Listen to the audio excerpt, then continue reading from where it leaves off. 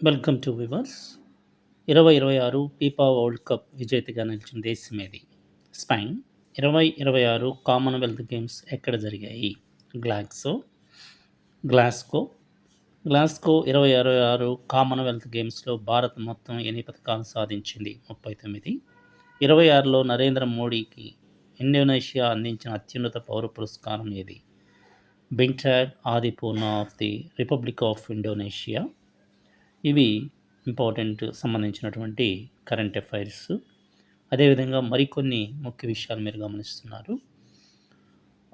2026 fields medal పొందిన గణిత శాస్త్రవేత్తల్లో ఎవరున్నారు?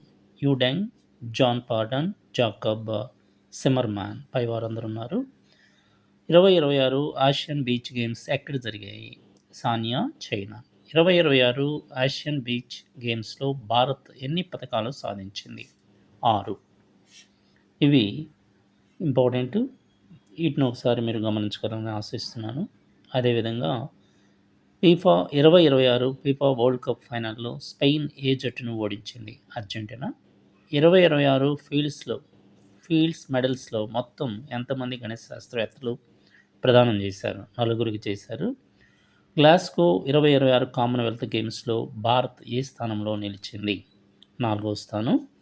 ఈ వీడియో నచ్చినట్లయితే లైక్ చేయండి, అదేవిధంగా సబ్స్క్రైబ్ చేయండి మరియు మీ మిత్రులకు షేర్ చేయగలరని ఆశిస్తున్నాను. Thank you.